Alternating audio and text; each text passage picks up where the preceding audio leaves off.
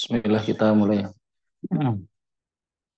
Bismillahirrahmanirrahim. Alhamdulillah dan katsiran thayyiban barakan fi kama yuhibbu rabbuna wa yardah wa sallallahu ala Muhammadin wa ala alihi wa sahbihi ajmain. Asyhadu an la ilaha illallah wa asyhadu anna Muhammadan abduhu wa rasuluh. Allahumma la ilma lana illa ma 'allamtana innaka antal alimul hakim. Allahumma anfa'na bima 'allamtana wa 'allimna ma yanfa'una wa zidna ilman.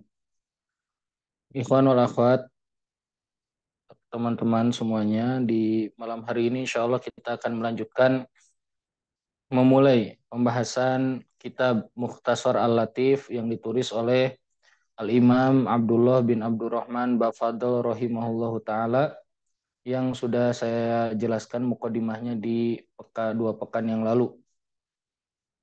Untuk memperefektifkan waktu, ya, jadi kita langsung saja masuk ke dalam pembahasan kitab, ya. Insya Allah kita akan mulai dari khutbatul kitab, yaitu mukadimah ringkasnya dari Imam Abdullah Bafadl. Bismillahirrahmanirrahim. Alhamdulillahirabbil alamin wa asyhadu an la ilaha illallah wahdahu la syarikalah wa asyhadu anna Muhammadan abduhu wa rasuluh sallallahu alaihi wa ala alihi wa sahbihi wasallam. Wa ba'du. Fahadha mukhtasarun fima la budda likulli muslimin min ma'rifatihi au ma'rifati mithlih.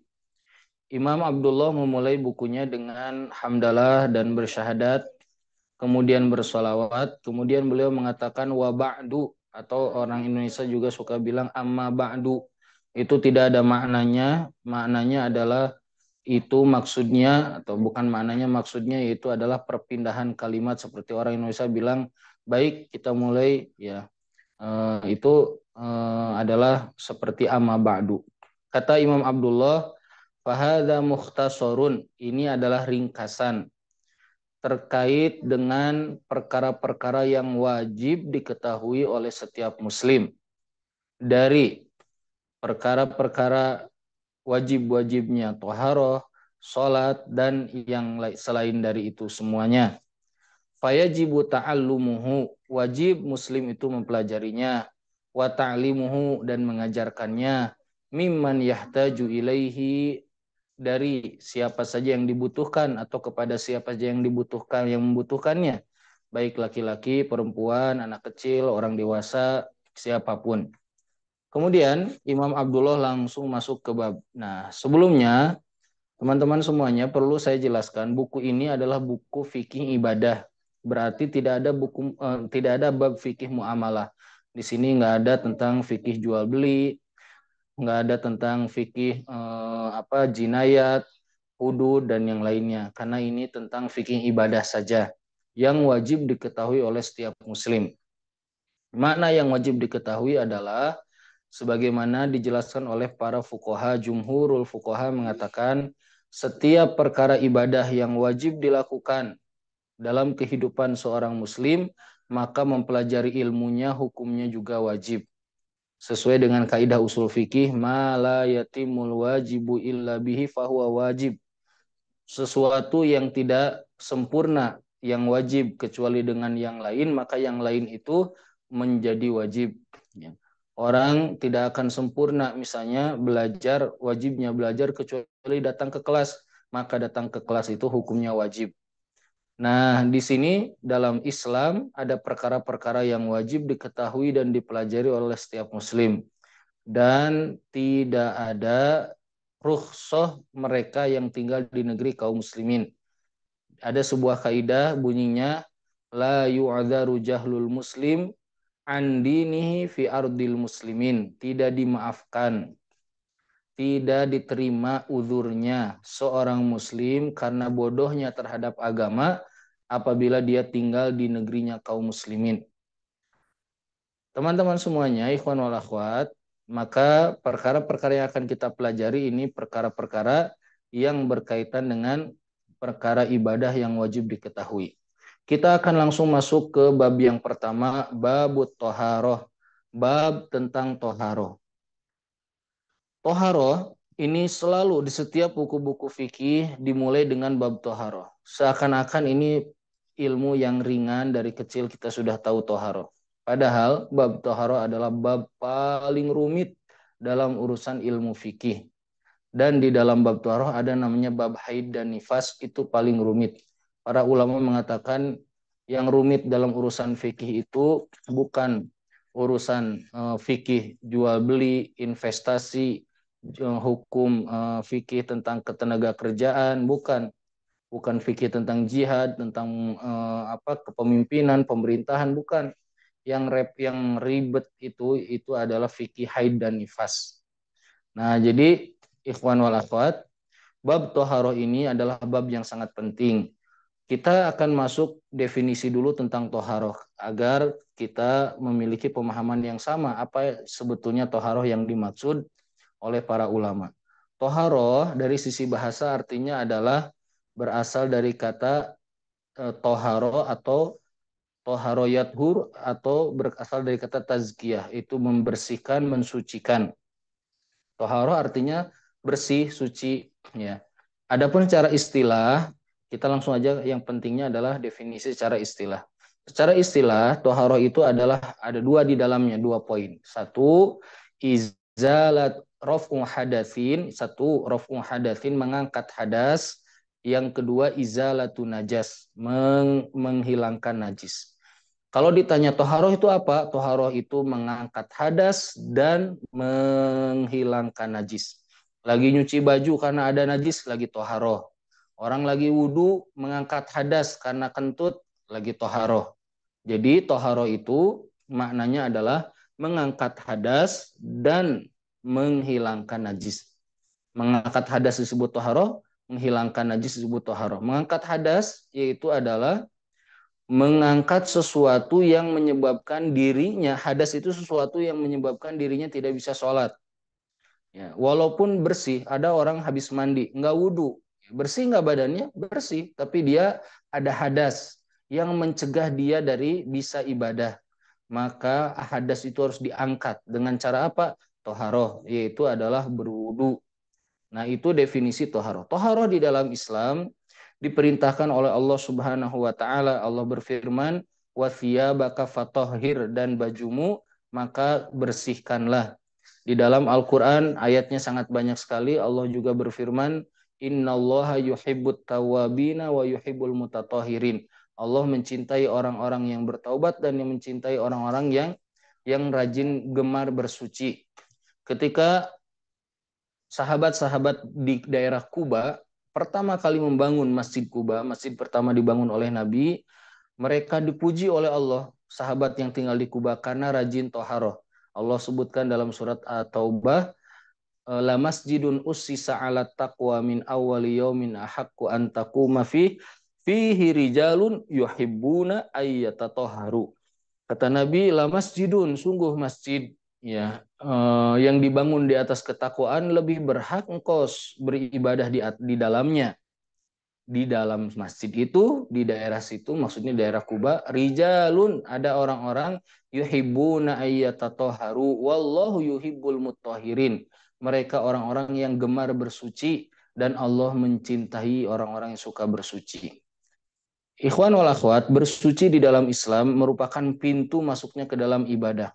Orang yang tadinya non muslim ingin jadi muslim, dia harus mandi, dia harus mandi, berarti dia harus bersuci. Wanita yang baru beres haid ingin berhubungan suami istri dengan suaminya, dia harus bersuci, dia tidak bisa langsung. Wanita yang baru selesai nifas ingin baca Al-Quran, ya, atau ingin maaf, misalnya ingin saum, dia tidak bisa langsung, dia harus toharoh dulu.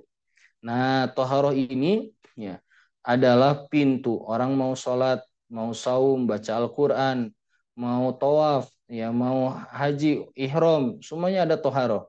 Maka toharoh ini merupakan pintu awal, sehingga kedudukannya jelaslah dalam hadis Nabi. Kata Nabi, at-tahuru syatrul iman.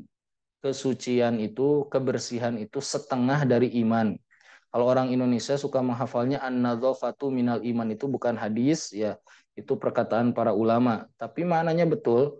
Ya, toharoh kebersihan itu bagian daripada iman. Taib, itu adalah mukadimah tentang definisi toharoh, keutamaan toharoh di dalam Islam. Sekarang kita akan langsung masuk bab wudu. Toharoh di dalam Islam, biasanya para ulama langsung mulai ke bab yang paling urgen, yang dibutuhkan oleh setiap muslim. Nggak ada muslim yang nggak butuh ini. Kalau ada muslim nggak butuh wudhu, berarti bukan muslim. Karena dia pasti sholat setiap hari. Berarti dia harus tahu wudhu. Wudhu itu bagaimana, caranya seperti apa. Nah, kita akan langsung masuk bab wudhu. Babul wudhu, bab tentang wudhu.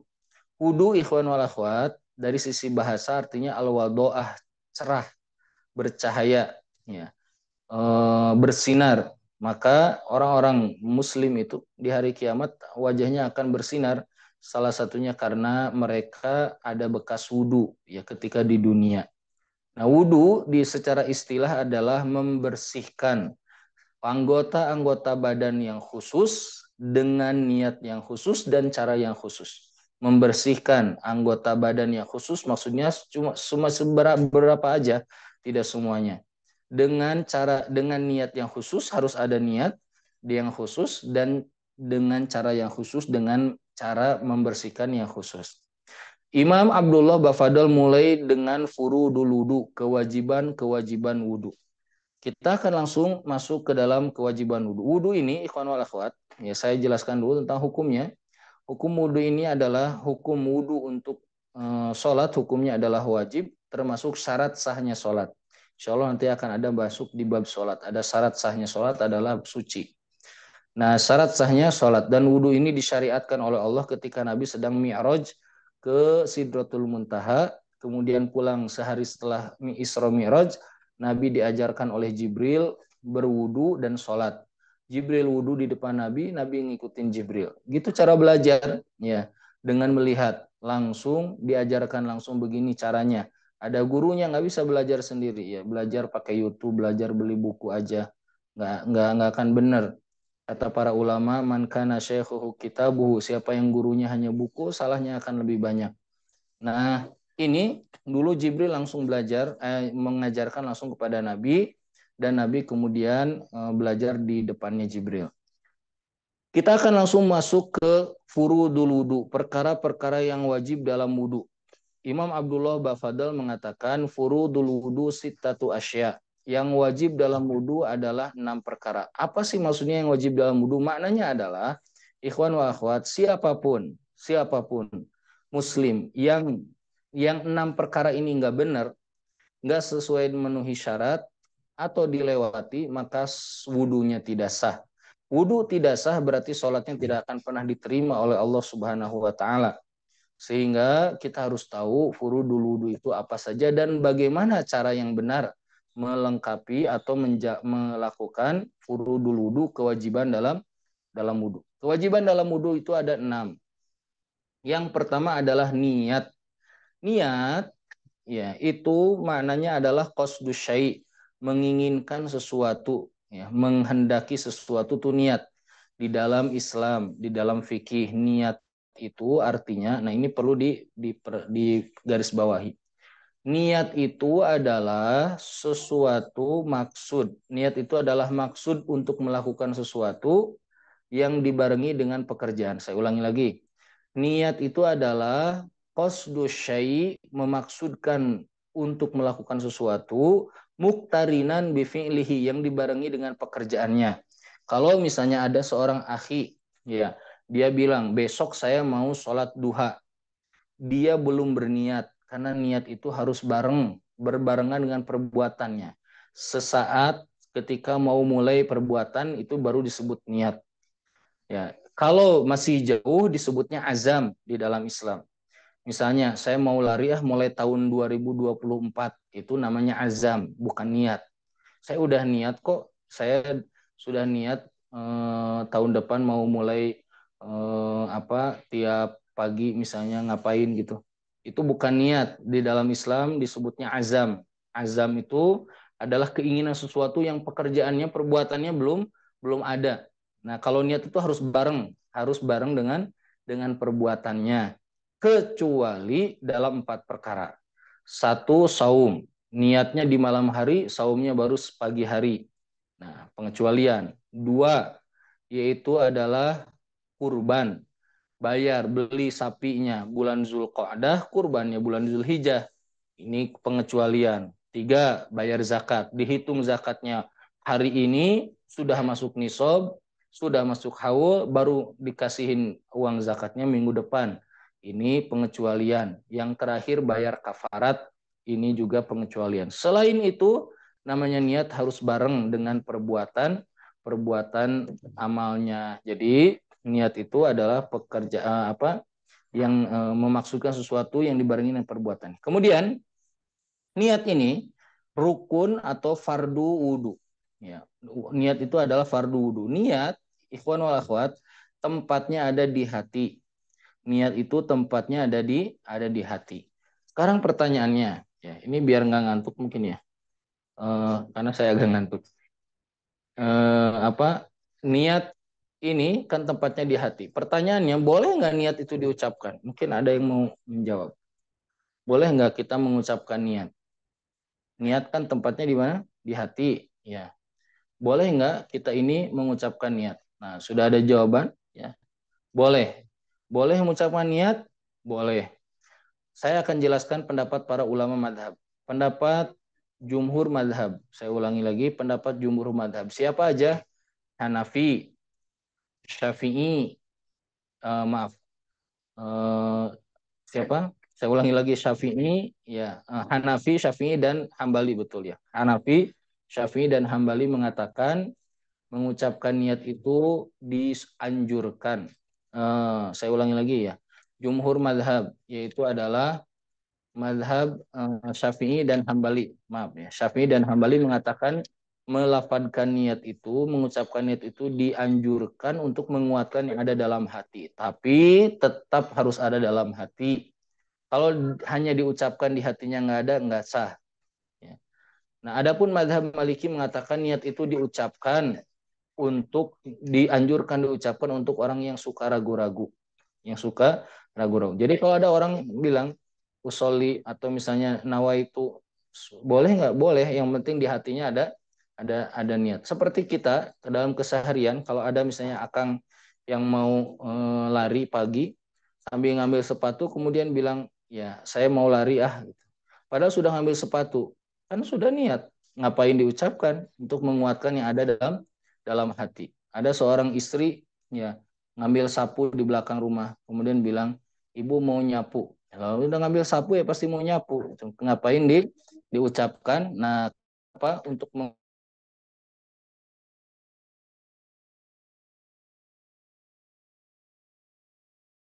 pendapat jumhur. Ya. Nah, kemudian niat ini tadi harus ada dalam hati, boleh diucapkan, ya, boleh diucapkan. Kemudian niat ini tempatnya adalah kubailal amal, sesaat sebelum amal itu dilakukan atau berbarengan dengan pertama kali amal itu dilakukan. Jadi sesaat sebelum dilakukan atau berbarengan dengan amal itu ketika dimulai untuk dilakukan.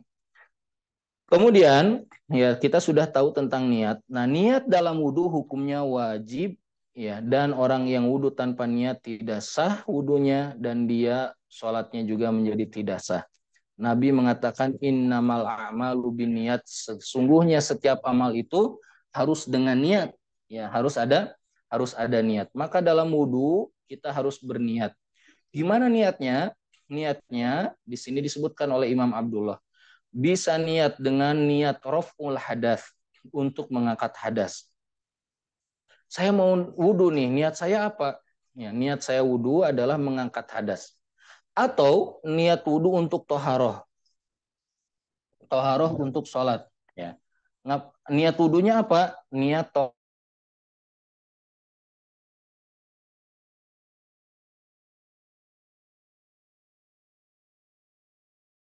aja cukup. Diucapkan nggak apa-apa. Ya. Kalau diucapkan saja di hati nggak ada, nggak sah. Diucapkan dengan di hati juga ada, itu juga boleh. Ya. Nah, watakunu hadhihi inda ghuslil wajhi. paling telat ini diucapkan apa diniatkan di dalam hati ketika mencuci wajah. Jadi ketika mencuci wajah itulah paling telat niat ini harus ada. Kalau sudah mengusap kepala, mencuci tangan, baru saya niat wudhu. Itu harus diulang lagi. Kenapa? Karena nanti ada rukun atau kewajiban wudhu yang terakhir yaitu harus berurutan dan niat harus ada di awal. Niat itu harus ada di awal. Kemudian berikutnya, ikhwan wal akhwat, kewajiban dalam wudhu yang kedua yaitu mencuci wajah. Kalau ada bukunya boleh dilihat ya. Ghuslul wajhi jamihi sya'ron wa basharon. Mencuci wajah semuanya, rambutnya dan kulitnya. Nah, sekarang wajah itu batasannya apa? Wajah itu dari atas ke bawah, batasannya atasnya adalah awal tumbuh rambut kepala, bawahnya adalah di bawah dagu. Dari kanan ke kiri yaitu adalah telinga ke telinga. Ini adalah batasan wajah. Semua yang ada di wajah ini harus kena air, ya, harus dicuci dengan air. Termasuk rambut-rambutnya. Di sini disebutkan termasuk orang yang punya janggut. Ya, kalau janggutnya tipis kayak janggut saya ini, maka wajib terkena kulit-kulit yang ada di dalamnya. Kalau janggutnya tebal kayak orang-orang Arab misalnya, dia cukup di sela-sela saja di bagian luarnya. Nah, sekarang saya mau bertanya lagi, biar nggak ngantuk lagi. Tadi kata Imam Abdullah, mencuci wajah itu wajib, itu kulit dengan apa? Dengan rambutnya. Sekarang saya mau tanya, ikhwan ya, rambut di wajah ada berapa jumlahnya? Ini pelajaran tentang mengenal anggota badan. Ada berapa jumlah rambut yang ada di wajah? Bukan saya ya, semua laki-laki secara umum ada berapa? Ada berapa? Itu tadi cuma dikit itu. Kira-kira berapa?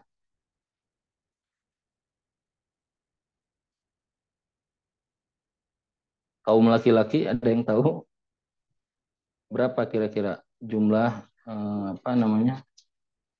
Jumlahnya ada jumlahnya total jumlah rambut yang ada di wajah itu jumlahnya 20. Ya. Coba dihitung. Ya, pertama rambut yang ada di atas jidat. Di sini nih, suka ada orang rambut ada rambutnya. Terus ini satu. Kemudian halis dua, berarti tiga. Bulu mata empat, tujuh. Kemudian kumis delapan. Terus di bawah bibir ini namanya unfukoh sembilan. Terus janggut sepuluh. Kemudian ini apa? Godeg ya, jambang ini 11, 12. Kemudian yang turun dari jambang ini godeg ya, orang Sunda nyebutnya. Ini 12, 13. Kemudian bulu yang ada di pipi suka ada. Ya, 14, 15. Kemudian kumis ini suka ada yang ke bawah ke sini. Tambahan berarti berapa? 15, 16. Siapa lagi nih? Ya. Pokoknya totalnya ada 20 ya. Ada 20, ada 20 bulu atau rambut yang ada di wajah. Dulu pernah ada murid ikut belajar. Terus dia bilang katanya, saya waktu masuk itu belum kenal wajah dan pulang baru tahu wajah saya ternyata di dalamnya banyak bulu katanya gitu. Jadi di dalam Islam itu didetailkan. Nah ini wajah ya. Kemudian apakah misalnya di bawah janggut, di bawah dagu ini juga termasuk wajah? Ya, dagu ini wajah, termasuk wajah. Ya, dagu ini juga termasuk wajah dan di bawahnya juga termasuk wajah, maka harus dibersihkan. Nah, mencuci wajah ini hukumnya wajib. Kemudian yang ketiga, ghuslul yadaini ma'al mirfaqaini, ya, mencuci kedua tangan. Kenapa di sini penulis menggunakan ma'a? Ikhwan akhwat, kalau baca ayat gimana ayatnya? Ini suka banyak yang keliru ya. Bahkan pernah ada ribut-ribut di Indonesia ulama ustadz terkenal. Di Al-Qur'an itu begini ayatnya. Ya ayyuhalladzina amanu, hai orang yang beriman, idza kumtum ila salat, apabila kalian hendak mendirikan sholat, fagsilu wujuhakum, maka cucilah wajah kalian. Wa aidiakum, dan kedua tangan kalian, ilal marofik. Ila al marofik itu sikut. Ila al marofik. Ila di situ kalau baca terjemah suka diartikan ke, mencuci tangan sampai ke sikut. Ulama madhab Syafi'i mengatakan bukan hanya Syafi'i, bahkan jumhur mengatakan ila di situ artinya bukan ke, artinya adalah ma'a, ya. Artinya adalah ma'a, beserta. Jadi cucilah tangan beserta sikutnya.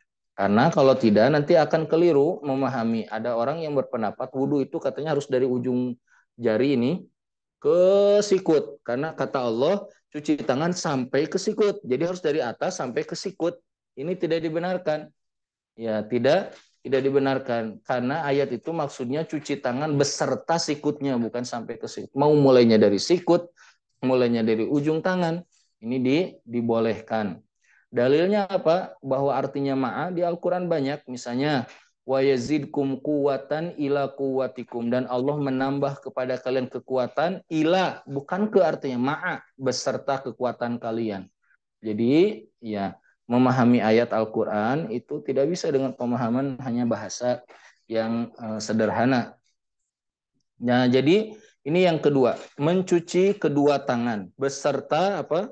Beserta sikutnya. Artinya adalah kewajiban yang ketiga, maaf ya, kewajiban yang ketiga dalam kewajiban berwudu, maka seorang harus mencuci tangannya beserta sikutnya. Apakah sikut ini harus dikenai semuanya? Wajib dikenai. Kalau orang tidak sempurna sikutnya, wudunya, maka tidak sah. Wudunya tidak sah. Dia harus mengulang sholatnya, dan dia harus mengulang wudunya, dan kalau dia sudah sholat dia juga harus mengulang sholatnya. Jadi harus melewati sikutnya. Jadi si sikut ini harus dilewati. Kemudian kewajiban yang berikutnya, kita bahas dulu kewajiban itu sunah-sunahnya, baru kita praktek. Kewajiban yang keempat yaitu adalah mashu syai'in min basyaratir ra'si aw sya'rihi, mengusap sesuatu dari kepala atau rambut kepala walaupun cuma sebagian. Nah, saya ingin jelaskan. Di sini sebutkan mengusap kepala. Kan di dalam wudhu ada nyuci, ada ngusap. Apa bedanya nyuci sama ngusap? Mencuci tangan, mengusap kepala. Mungkin ada yang bisa menjelaskan. Apa sih bedanya kalau lagi wudhu? Yang pas lagi tangan dicuci, pas kepala diusap. Apa bedanya mengusap sama mencuci? Ya. Mungkin ada yang tahu apa bedanya? Mengusap dan mencuci. Atau sama aja wudhunya? Mengusap, mencuci, pokoknya sama aja. Ya. Kalau mencuci mengalirkan air ke bagian yang kalau mengalirkan air. Mencuci itu adalah sailanul ma, mengalirkan air, betul. Ya. Adapun mengusap itu cukup dengan membasahi saja sudah disebut dengan mengusap. Prakteknya biasanya kalau mencuci itu gini, ini airnya diambil kan, biasanya keran diambil. Habis itu airnya dikewajahkan. Itu namanya mengalirkan air ke wajah. Ini mencuci. Ada orang yang lucu, ya banyak kalau wudhu gini. Airnya udah penuh terus dibuang airnya gini. Udah penuh dilempar ke bawah. Terus ini bukan mencuci, ini namanya mengusap. Ya, jadi mencuci itu airnya harus dialirkan. Adapun kepala, lihat ya. Tadi mengusap sudah selesai, sebagian dari kepala. Kok sebagian? Ya, ada khilafiyah di antara ulama fuqaha. Saya sampaikan, pertama mazhab Hanafi, ini yang paling tua. Mazhab Hanafi mengatakan yang wajib kalau wudhu itu mengusap kepala itu seperempatnya saja yang wajib. Afdo sunnahnya memang semuanya, tapi yang wajib cuma seperempat. Adapun mazhab Maliki dan Hambali mengatakan wajib itu semuanya. Jadi dari sini, dari depan ke belakang, ke depan lagi, ini yang wajib. Kalau mazhab Syafi'i berbeda. Mazhab Syafi'i mengatakan yang wajib itu cuma sebagian saja, walaupun satu helai sudah sah. Walaupun satu helai rambut itu sudah sah. Tapi sunnahnya tetap semua apa? Semua rambut, semua kepala maksudnya. Nah, jadi di sini disebutkan kata Imam Abdullah mengusap sesuatu dari kepala walaupun cuma sebagian rambut saja. Dengan syarat, apa syaratnya? Kalau mengusap rambut, syaratnya rambutnya harus rambut yang ada dalam bagian kepala. Kalau ada orang laki-laki rambutnya sampai pundak, yang diusap bagian pundaknya digini-gini, nggak sah. Ya, dia harus yang ada di atas kepala. Akhwat, wudhu di tempat halayak ramai. Buka kerudung nggak bisa. Jangan diusap atas kerudungnya. Masukkan saja tangannya ke bagian depan, kenai beberapa helai rambut, sudah sah. Itu sudah sah, disebut dengan mengusap rambut. Kenapa? Mazhab Syafi'i berdalil ayat Al-Quran yang tadi dibacakan. Kata Allah, wamsahu biru'usikum, dan usaplah biru'usikum. Ba di situ kata mazhab Syafi'i itu sebagian. Ba litab'id, yaitu ba'diyah, sebagian saja. Nah, adapun mazhab Maliki Hambali muatan ba-nya adalah jilid ya, beda memahami huruf ba saja sudah jadi khilafiyah dalam fikih itu. Dan itu ijtihad, nggak ada dalil yang lain. Ya. Ada hadis Nabi begini, Nabi memulai dari depan ke belakang, dikedepankan lagi. Nah, itu kata mazhab Syafi'i itu hukumnya sunnah afdolnya, tapi yang wajib itu cuma sebagian saja.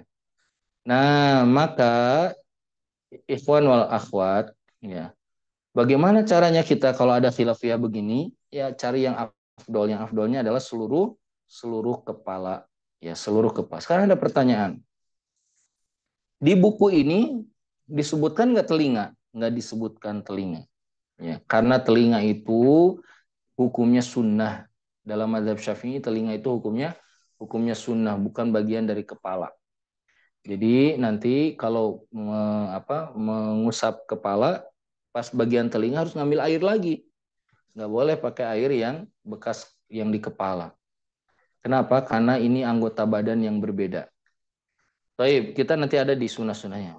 Nanti saya jelaskan. Yang kelima, goslu rijlaini ma'al ka'bain, mencuci kedua kaki beserta lagi nih, bukan beserta sikutnya. Maknanya adalah wajib yang kelima itu mencuci kedua kaki, kanan dan kiri. Harus kena air semuanya, celah-celahnya, termasuk kalau orang yang kakinya menumpuk jarinya, ini harus kena air, ya sebisa mungkin air masuk ke dalam celah-celah tersebut. Dan termasuk orang-orang yang di kukunya ada penghalang segala macam, ini harus dihilangkan dulu. Nah, harus kena air, ya, mencuci kedua kaki beserta sikut, harus dilewatin sikutnya. Harus dilewatin sikutnya. Nah, ini kewajiban yang keempat, yang kelima. Yang keenam terakhir yaitu tartib, yaitu berurutan. Wajib berurutan dalam wudu, tidak boleh tidak berurutan. Harus niat dulu mencuci wajah, tangan, kepala, kaki, ya, ini urutannya. Sekarang ada pertanyaan, ya, kok di sini ya di dalam buku ini kok nggak ada ya harus bersambung, ya harus berkesinambungan, kok nggak ada. Nah, madhab Syafi'i tidak mewajibkan, hukumnya sunnah, tidak mewajibkan harus bersambung. Kalau misalnya ada ikhwan mau ke masjid, di rumahnya wudhu, cuci muka, tangan, usap kepala, udah selesai, kakinya belum?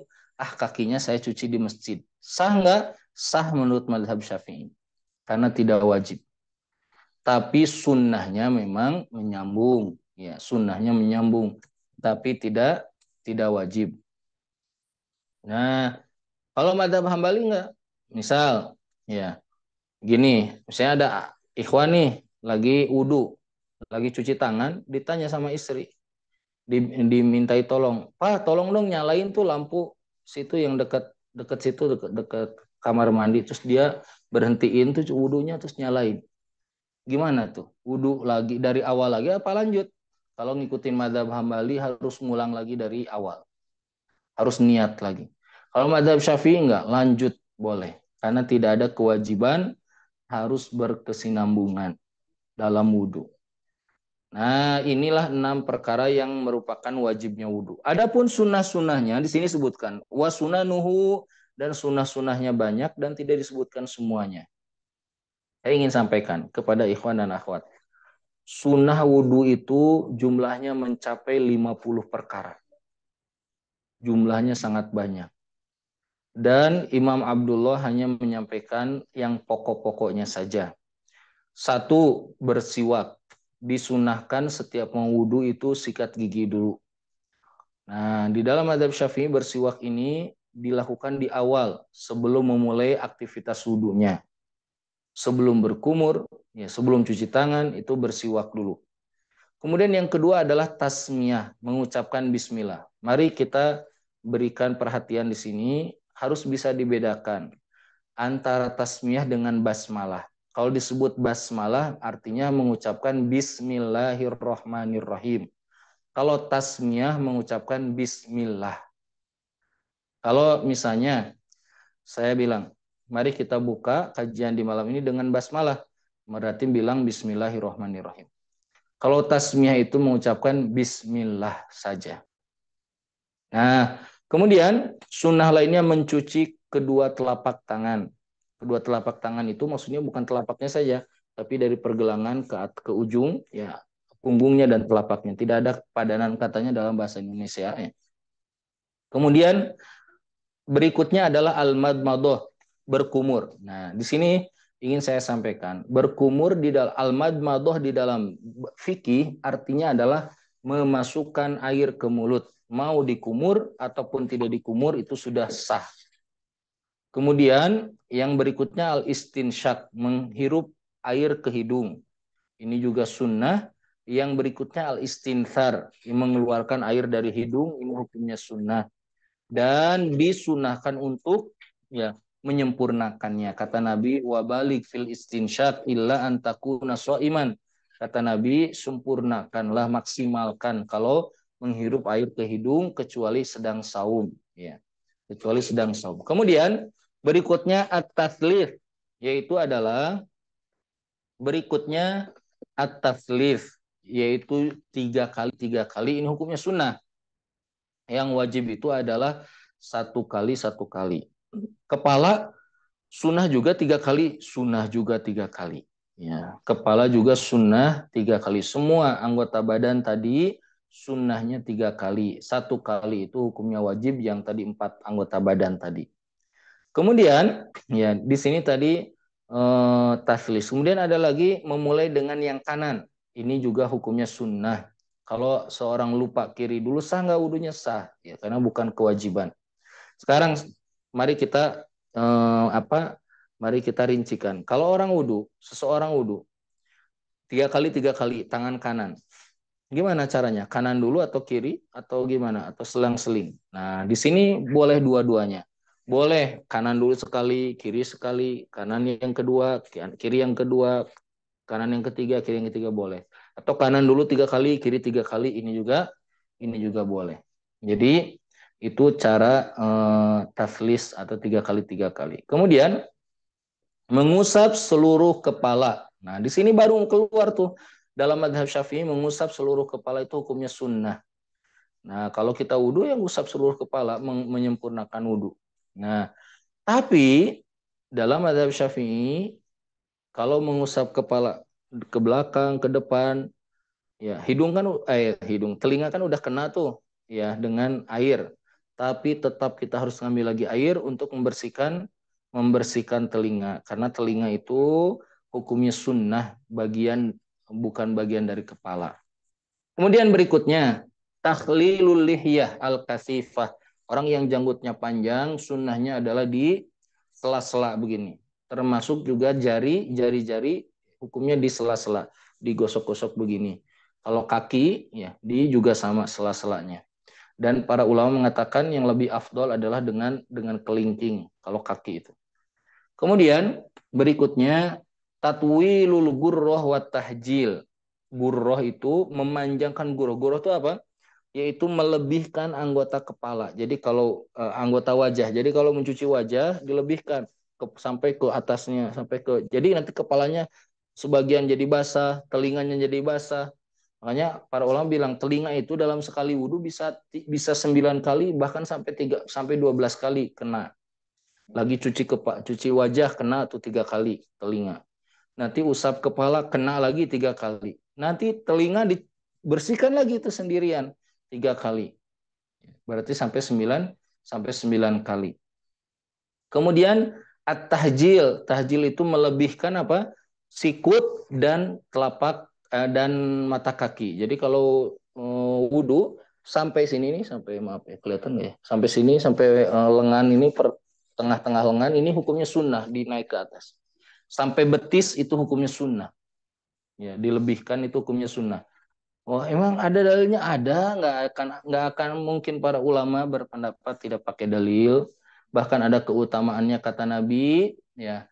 Nanti umatku akan dikumpulkan oleh Allah, dipanggil, diperlihatkan oleh Allah, gurron muhajjalin. Ya, mereka wajahnya min asari wajahnya itu cerah dan terlihat gurron ini sisa apa bekas kelebihan daripada wudhu tadi dilebihkan, muhajjalin dan kaki tangan tadi dilebihkan. Maka kata Nabi, barang siapa yang bisa hendaknya dia memperpanjang gurrohnya dan tahjilnya tadi dalam wajah dan kaki dan tangan. Kemudian yang berikutnya sunnah lainnya adalah al-mualah, nyambung. Nah di sini baru nyambung itu hukumnya sunnah bukan wajib. Kemudian yang berikutnya tarkul isti'anah fis sob, meninggalkan meminta tolong ketika wudhu itu hukumnya sunnah. Meminta tolong itu ada 3 macam. 1, minta tolong diambilin air. 2, minta tolong disiramin. Yang ketiga, minta tolong cuciin. Minta tolong diambilin air hukumnya boleh. Ya. Hukumnya boleh tidak makruh. Minta tolong disiramin, ini ada khilafiyah. Sebagian ulama mengatakan makruh, sebagian ulama mengatakan boleh. Minta tolong cuciin dong tangan saya, kaki saya. Nah ini hukumnya makruh. Hukumnya adalah makruh. Yang terakhir, tarkut tanshif, meninggalkan sunnah yang terakhir adalah meninggalkan mengelap bekas wudhu dengan handuk. Mengelap bekas wudhu dengan handuk dalam mazhab Syafi'i hukumnya makruh. Kenapa? Berpendapat para fuqaha berdasarkan hadis dari Maimunah, Rasul ketika sedang wudhu kemudian diberikan handuk dan ditolak oleh Nabi.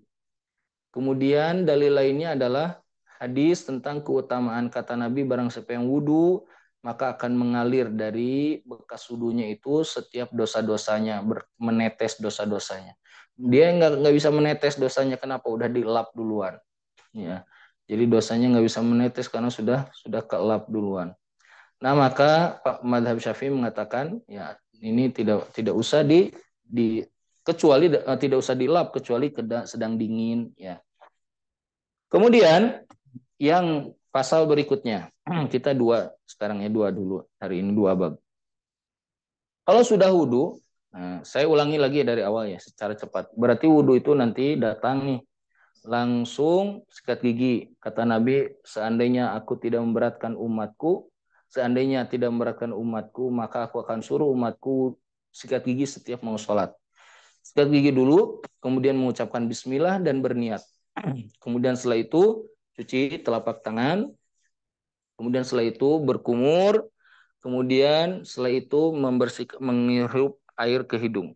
Ada 2 cara. 1 berkumur, ambil lagi air, menghirup air ke hidung, kemudian dikeluarkan. Atau sekali ngambil air, dikumur, sisanya langsung ditarik ke hidung. Nah setelah itu baru mulai yang wajibnya. Ambil air, cuci wajah. Ya. Wajibnya cuma sekali. Setelah itu ambil air lagi, cuci wajah. Ambil air lagi, cuci wajah. Kemudian setelah itu ya ambil air, kemudian cuci tangan beserta sikutnya, sunnahnya sampai melewati ke sini. Ya tadi tahjil yang disebutkan keutamaannya oleh Nabi di hari kiamat nanti akan terlihat umatku dalam keadaan seperti itu. Kemudian yang kiri terusnya 3 kali 3 kali. Kemudian setelah itu baru mengusap kepala. Walaupun cuma digini aja sebagian sudah sah dalam mazhab Syafi'i. Kalau Hanafi harus seperempatnya. Kalau Maliki dan Hambali harus seluruhnya. Sunnahnya seluruhnya, ya kita lebih afdol seluruhnya. Ambil air, usap, kemudian ambil airnya jangan disiram ya karena bukan mencuci. Cukup diusap ke belakang kemudian ke depan. Telinga ini bakal kena ya, bakal kena bersih, tapi nanti telinga harus diambil lagi air untuk bersihkan telinga kanan, ambil air bersihkan telinga kiri. Ini 3 kali 3 kali. Setelah itu baru cuci kaki, ya dilewati mata kakinya dan sunnahnya sampai betis 3 kali, kemudian yang kiri 3 kali. Setelah selesai, terus berdoa asyhadu alla ilaha illallah wahdahu la syarikalah wa asyhadu anna muhammadan abduhu wa rasuluh. Allahumma ij'alni minat tawabin waj'alni minal mutatahhirin waj'alni min ibadikas sholihin. Sudah selesai wudu, dan wudunya disunnahkan dengan air yang tidak berlebihan sebagaimana Nabi pernah menegur para sahabat ketika berwudu di sungai. Kemudian para sahabat mengatakan, ya Rasulullah, kalau di sungai juga nggak boleh kata Nabi. Walaupun wudunya di sungai airnya banyak. Dan Nabi biasa wudu setiap harinya. Disebut dalam hadis-hadis sahih riwayat Bukhari dan Muslim, jumlah atau takaran air wudunya Nabi itu 1 mud. 1 mud itu 2 telapak tangan segini. Wudunya Nabi setiap hari sekali wudu. Jadi 2 telapak ini. Ya sekitar 3/4 air segelas, 3/4 gelas ya, air. Kemudian berikutnya fasal yang baru yaitu adalah pembatal-pembatal wudu. Kita akan coba bahas secara cepat. Udah jam 9. Pembatal wudu itu ada 4. Maknanya adalah pembatal wudu ini disebut dengan mubtilatul wudu. Pembatal-pembatal wudu atau ya disebut juga dengan yang mewajibkan seseorang untuk wudu. Ya. Pembatal wudu, mewajibkan seseorang untuk wudu, pokoknya sama aja maknanya. Ini jumlahnya ada 4 perkara. Yang pertama, al-khariju min ahadis sabilaini al-qubul wa dubur. Apabila ada yang keluar dari 2 lubang, kemaluan ataupun dubur, apa aja, maka itu membatalkan wudhu. Mau yang biasa ataupun yang tidak bisa. Yang biasa misalnya air kencing, air madhi, darah, dan yang lainnya. Yang tidak biasa misalnya nanah, batu, ya binatang atau apapun. Keluar dari 2 lubang itu maka hukumnya wudhunya batal. Kemudian yang kedua yaitu adalah zawalul akli binaumin au ghairihi. Hilang akal, pingsan, atau yang lainnya, atau tidur. Hilang akal dengan tidur. Kecuali tidurnya orang yang duduk secara pantatnya menempel secara sempurna di atas lantai. Ini tidak batal. Hadisnya dalam hadis sahih di mana para sahabat duduk ya dalam keadaan sambil apa? Duduk dalam keadaan sambil menunggu Nabi SAW datang untuk mengimami sholat Isya, dan sahabat ketiduran dan mereka tidak wudhu lagi, langsung sholat. Maka para fuqaha mengatakan tidur yang batal itu kalau pantatnya tidak menempel secara lengkap. Contoh, di masjid lagi Jumatan, ada orang lagi khutbah Jumat, imam lagi khutbah Jumat, dia duduk bersandar di barisan paling belakang, kemudian kakinya diangkat satu, kemudian dia tidur dengan nyenyak. Nah ini batal. Kalau dia nanti komat, biasanya orang langsung sholat atau wudhu dulu. Orang ini biasanya langsung sholat, nggak wudhu dulu. Sholatnya tidak sah, tidak diterima. Dia harus wudhu dulu. Nah ini tentang tidur. Tidur ini ya membatalkan kalau tidur bukan yang posisi duduk, mau itu duduk di kursi, di mobil, di mana aja. Kalau pantatnya sempurna di atas lantai, maka tidak membatalkan kalau dia sambil tidur. Tapi kalau berubah posisi, maka menjadi batal. Kemudian yang membatalkan yang ketiga yaitu iltiqa'u basyaratai ar-rajuli wal mar'ah. Bertemunya dua kulit, laki-laki dan perempuan. Sini dilihat disebutkan oleh Imam Abdullah 2 kulit, maknanya harus kulit dengan kulit. Kalau kulit dengan baju, ya kehalang sama baju, kerudung dan lainnya tidak tidak termasuk ke sini. Jadi ini kulit nempel ke kulit lagi. Kulit yang mana saja. Kalau nempelnya ke rambut itu kan bukan kulit. Nempelnya ke gigi bukan kulit. Nempelnya ke kuku bukan kulit. Ya. Jadi ini kulit dengan kulit. Laki-laki dan perempuan. Kalau laki-laki dengan laki-laki tidak apa-apa, perempuan dengan perempuan tidak apa-apa. Al-kabiro ini dua-duanya sudah besar. Sudah besar tuh apa? Balik? Bukan. Maksudnya adalah sudah ada syahwat dalam dirinya walaupun belum balik. Ada anak usianya 11 tahun belum balik.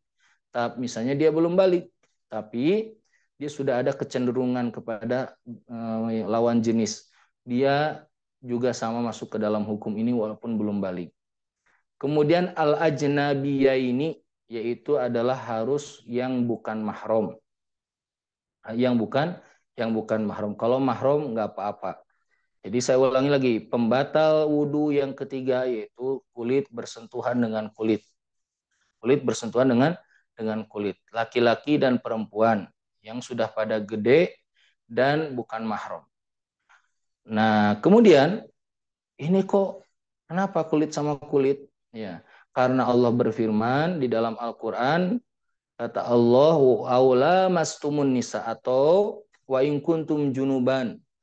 Apabila kalian junub atau bersentuhan atau goit au jahadu minal goit aula mastum nisa. Kata Allah, wa in kuntum junuban, kalau kalian junub atau buang air besar atau bersentuhan dengan lawan jenis, dengan perempuan.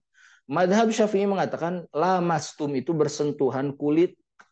Kata Hambali bukan lamastum, itu artinya adalah jima. Suami berjima dengan istrinya baru batal. Ya. Sentuhan kulit mah enggak batal. Kata madhab Syafi'i, hei Hambali, kalau Anda bilang itu maksudnya adalah jima, kan udah dibilang sebelumnya junub. Apabila kalian junub, teh jima itu kan junub. Ya, jadi ngapain diulang lagi? Jadi ini artinya betul-betul bersentuhan, bukan jima. Nah, maka ada khilafiyah di antara para ulama. Kamu kata Hambali, hei Syafi'i, kan ada hadis sahih. Nabi itu udah wudhu, mau ke masjid, memeluk dulu Aisyah, kemudian baru ke masjid. Kemudian kata Syafi'i, hei Hambali, Aisyah kan nggak ngikutin ke masjid. Emang Aisyah tahu kalau Nabi nggak wudhu lagi? Nggak ada dalilnya. Nggak ada yang bisa menetapkan kalau Nabi nggak wudhu lagi. Wah, terjadilah khilafiyah pada diskusi yang luar biasa. Madhab Syafi'i mengatakan batal kalau bersentuhan. Tadi disebut ajnabiyah ini yang bukan mahram. Mahram itu jumlahnya 15 atau 18 ya, karena banyak faktor. Jumlahnya banyak. Mereka yang haram untuk dinikahi. Sekarang saya mau tanya, kenapa kok dalilnya tadi Aisyah dengan Rasul? Itu kan suami istri. Nah, ikhwan akhwat, saya mau bertanya. Suami itu mahramnya istri atau istri itu mahramnya suami bukan? Ada yang tahu nggak? Hmm? Mahram itu apa artinya? Mahram itu adalah orang yang tidak boleh haram dinikahi. Pasangan dinikahi, maka tidak masuk ke dalam mahram yang masuk ke dalam hukum ini. Walaupun ya derajat derajat apa namanya? Derajatnya suami itu bisa melebihi daripada para mahram. Yang terakhir pembatal wudu yaitu adalah menyentuh kemaluan atau lubang dubur. Saya ulangi lagi, menyentuh kemaluan atau lubang dubur dengan telapak tangan, bukan punggung tangan, bukan lengan, bukan apapun. Yang maksud di sini adalah telapak saja. Telapak saja. Mau itu ya kemaluan yang lain, bukan kemaluan dirinya atau dirinya, sama. Misalnya ada anak bilang, "Pak, tolong cebokin, saya mau pipis." Gitu. Bapaknya udah wudhu, dicebokin lah. Dipegang tuh kemaluannya batal. Ya, dubur juga demikian. Jadi ini. Nah, sekarang kembali lagi ke tadi yang nomor 3. Kalau yang ini ada syahwat, nggak ada syahwat, nggak ada syahwat, nggak ada syahwat, batal. Kalau nomor 3 tadi ada syahwat, nggak ada syahwat, Nah, Syafi'i mengatakan ada syahwat, nggak ada syahwat batal. Kecuali Maliki. Mazhab Maliki mengatakan yang batal itu bersentuhan kulit dengan kulit kalau memang dengan syahwat atau memang bertujuan ingin bersentuhan. Ya.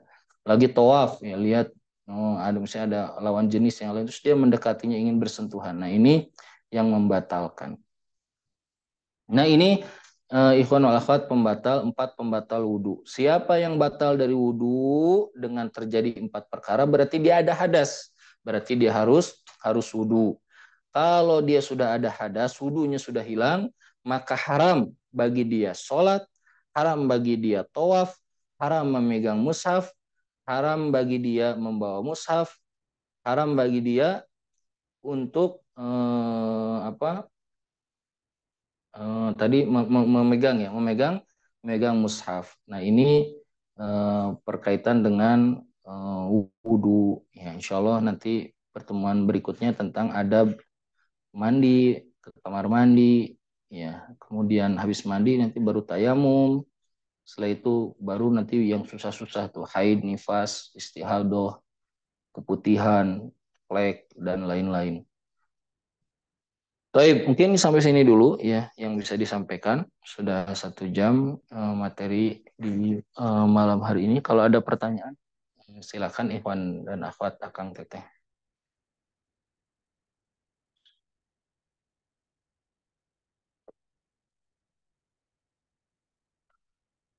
Baik, pertanyaan pertama. Ustaz, saya banyak pertanyaan. Pertanyaannya banyak pertanyaan. Masya Allah, banyak sekali. Pertanyaan pertama, bagaimana kalau kita memulai niat sebelum mencuci wajah, tetapi selesai niat saat membasuh tangan? Apakah wudhunya sah atau harus mengulangi wudhu? Ya, niatnya apa? Kok bisa lama banget? Ya. Niatnya apa? Kok bisa lama? Yang Mencuci ini wajah Ustaz, kan? nawaitu doa li rafil hadasil asgori fardulillahi taala kan cukup panjang tuh Ustaz. Oh, taib. Kalau sampai ke tangan apa hukumnya gitu? Iya, pertanyaannya itu Ustaz. Iya. Kalau sudah sampai ke rukun yang baru, ya, dia harus di awal lagi karena ada rukun tadi rukun yang terakhir tuh tartib berurutan. Jadi harus berurutan. Jadi dia harus ada di awal niat. Nggak boleh ada di tengah-tengah antara satu dan yang lainnya. Kalau sholat juga sama, sholat itu hanya boleh sampai bar Allahu Akbar, namanya mukoronatun niat bitakbir, membarengkan niat sama takbir. Suka ada orang yang gini kalau lagi sholat, Allahu Akbar, lama dia. Nah itu niat. Nah, kapan dia harus selesai? Ketika dia mengucapkan bar, itu sudah selesai. Harus sudah harus sudah selesai niatnya. Kemudian apa lagi tadi? Tadi ya saya baca. Ini agak miring bacanya. Beberapa teman saya menyatakan larangan berwudu dalam kondisi telanjang, misalnya setelah mandi. Apakah ada keterangan? Kalau di kamar mandi nggak apa-apa ya. Kalau wudunya di luar ya nggak boleh. Kamar mandi kan tertutup, nggak masalah. Makanya Muslim itu kalau masuk kamar mandi doanya gimana? Allahumma inni a'udzubika minal khubuthi wal khaba'ith. Khubuth itu ada yang menafsirkan jin-jin laki-laki, khaba'ith jin-jin perempuan. Jadi ketika kita baca doa ini sudah tertutup dan malaikat nggak akan ikutan ke dalam. Ya, malaikat menunggu di luar. Gitu. Jadi baca doa itu tidak apa-apa. Sambil telanjang. Adab ya mungkin masuknya ke dalam adab. Kalau adab misalnya saya memalu inginnya pakai pakaian yang lengkap ya tidak apa-apa. Tapi kalau di kamar mandi sekarang ya kamar mandi sekarang kan tertutup ya tidak terbuka kayak di kampung gitu. Kamar mandinya cuma sepinggang. Nah, ini berbeda dengan di kota-kota ya. Kemudian yang ketiga, bolehkah melanjutkan mengusap kepala lalu telinga? Misalnya saya mengejar sunnah wudhu yang tiga kali dengan pelaksanaan kepala telinga. Boleh kepala telinga, tapi nanti telinga harus ngambil lagi air, harus diulang lagi. Makanya telinga itu ini ketika nyuci wajah, telinga tuh kena tuh. Ya. Nyuci kepala kena juga. Nanti telinga disendirikan lagi ngambil air terus telinganya dibersihkan. Kemudian berikutnya dulu saya pernah diajari bahwa air bekas wudhu yang menetes itu akan menjadi saksi kita di depan Allah bahwa kita telah berwudhu. Selama ini saya meyakini hal ini. Iya betul tadi makanya makruh mengelap mengelap bekas wudhu dalam mazhab Syafi'i ya makruh. Kemudian air, nah tadi ya kenapa kok dalam mazhab Syafi'i harus ngambil lagi air? Karena air yang sudah kena kepala ini ketika masuk ke anggota badan baru ini airnya sudah disebut air mustakmal, air yang sudah terpakai. Jadi dia nanti harus ngambil lagi air kemudian dibersihkan. Kemudian berikutnya kalau kita menyediakan satu gayung untuk wudhu, lalu kita mengambil air dari gayung dengan tangan untuk membasuh muka, lalu air yang tersisa di gayung kita ambil lagi dengan tangan. Iya, nggak apa-apa, boleh. Yang penting wudhunya bukan di atas gayungnya. Yang nggak boleh itu kalau gayungnya di bawah kita, kemudian kita ngambil terus gini, jadi airnya langsung tumpah ke situ. Ini yang nggak boleh. Kalau ngambil ke situ boleh. Tapi ya, sebelum ngambil air ke gayung, tangannya wajib dicucikan dulu. Karena kalau tangannya tidak dicucikan, apalagi kalau bangun tidur, maka tangannya si airnya menjadi hukumnya najis. Cuma ada dalam fikih nanti ada dalam bab najasah, bab tentang najis-najis. Ada nama judul babnya Mas'alatul Wurud, permasalahan datangnya air ke najis, bukan najis ke air. Ya, datangnya air ke najis bukan najis ke air gitu. Jadi nanti tangan harus bersihkan dan nggak boleh dimasukkan bersihin, harus dikucurin. Itu sama kayak nyuci baju. Nyuci baju itu ya kalau baju najis tidak boleh bajunya dulu airnya dulu disiapkan, kasih rinso, baru baju kotor dimasukkan. Ini hukumnya baju ini masih najis walaupun bersih. Disebutnya najis secara hukman. Jadi harusnya baju kotor dulu, ya kemudian baru disiram air, bukan air baru disiram baju kotor.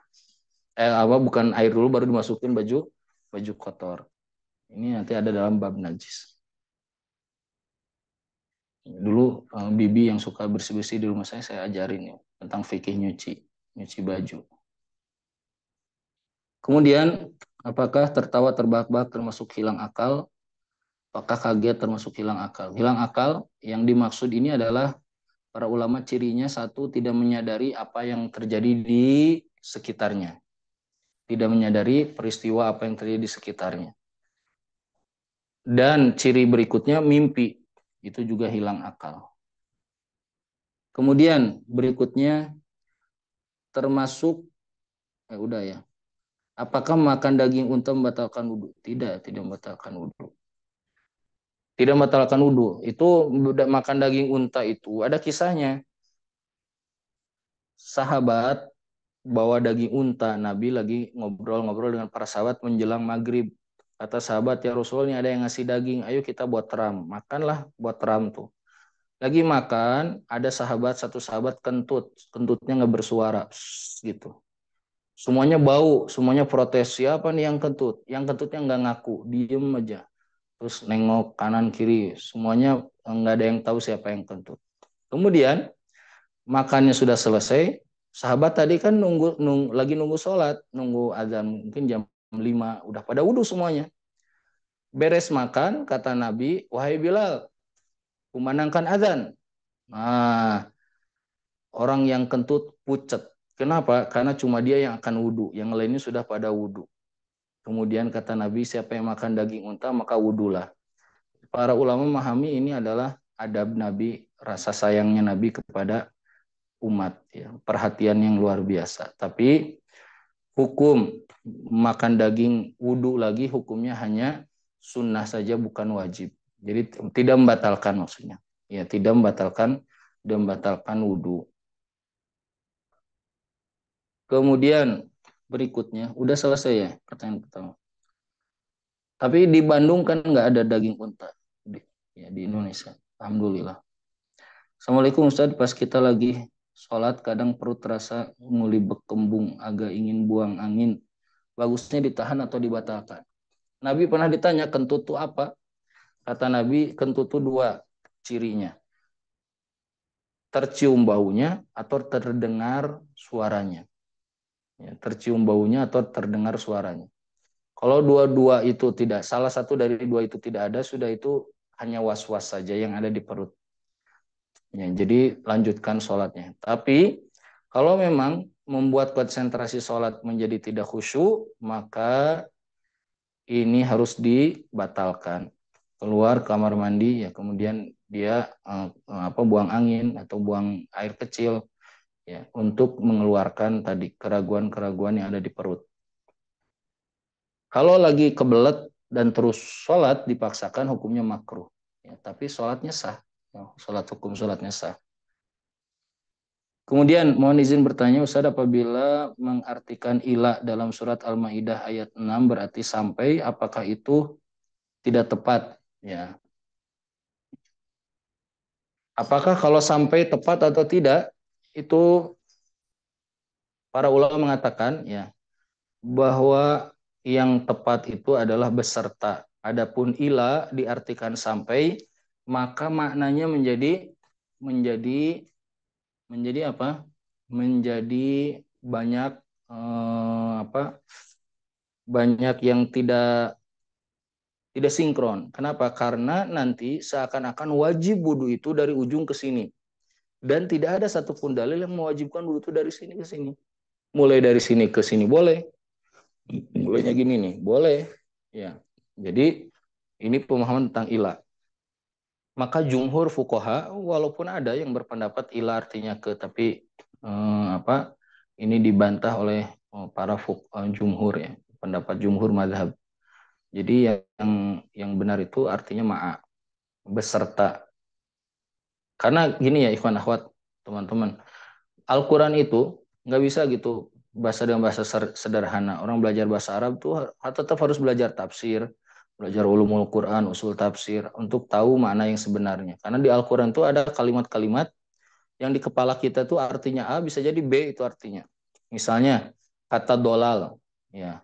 Wa wajadaka dolan fahada, dan dia Allah menemukan engkau tersesat. Nabi nggak pernah sesat. Dolan di situ artinya apa?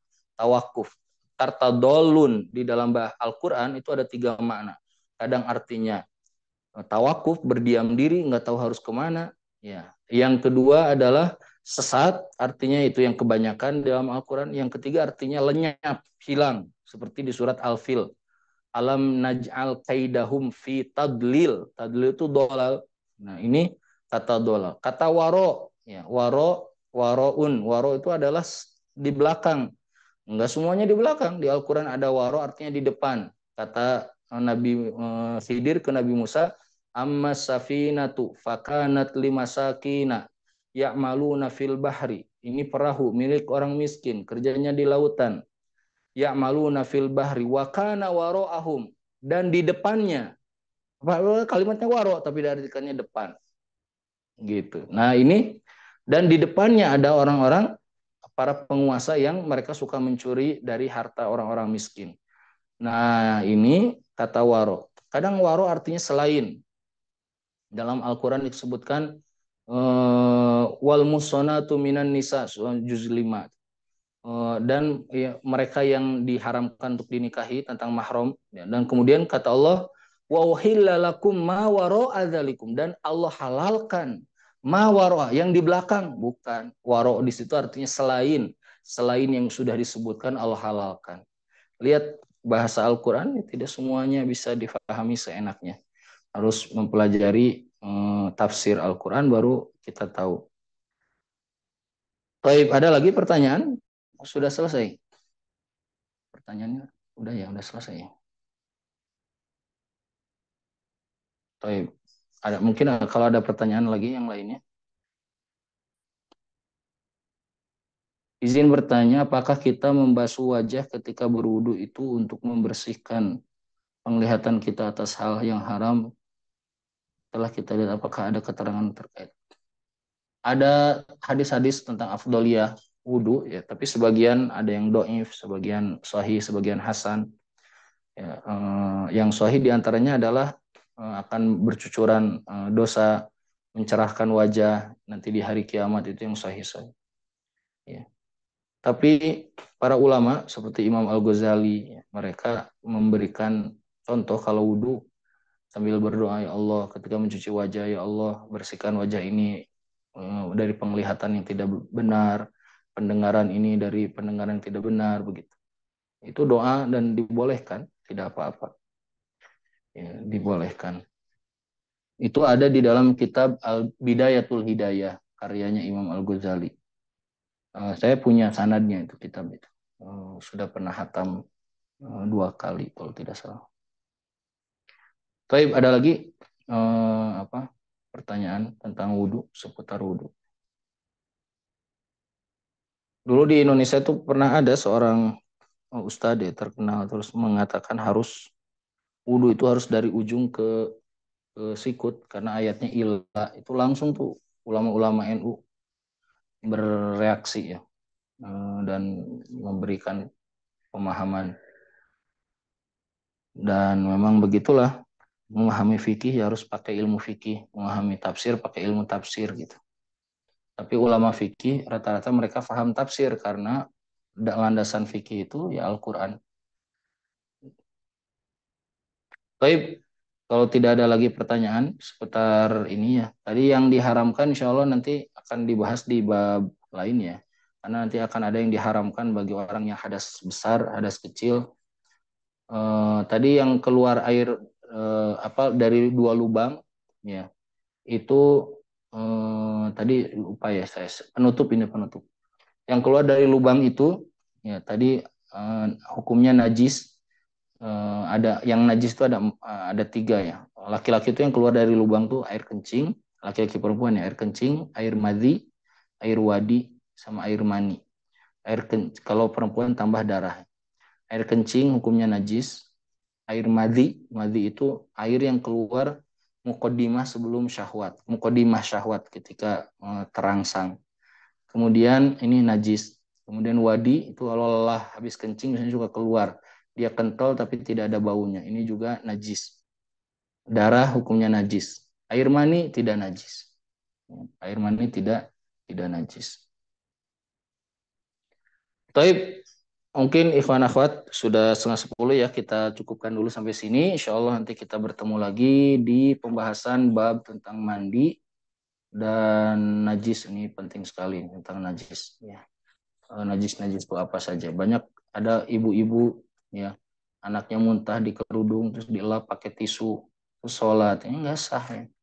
Apa muntah itu hukumnya najis, terus dia usah pakai dilap pakai tisu. Najis itu tidak bisa bersih kecuali dengan air. Nah ini makanya penting ya belajar agama itu, karena khawatir nanti menggugurkan ibadah-ibadah kita. Mungkin itu Akang Teteh, Iwan Akhwat yang bisa disampaikan di malam hari ini. Saya langsung tutup saja. Semoga ilmu yang disampaikan bermanfaat dan bisa menjadi bekal untuk saya dan untuk semuanya dalam amal keseharian yang kita ambil dari buku ringkas Mukhtasar Al-Latif karya Imam Abdullah Bafadl bin Abdurrahman Bafadl rahimahullah ta'ala. Saya tutup akhirul kalam. Subhanakallahumma bihamdika asyhadu an la ilaha illa anta astaghfiruka wa atubu ilaik. Walhamdulillah. Assalamualaikum warahmatullahi wabarakatuh. Waalaikumsalam warahmatullahi wabarakatuh.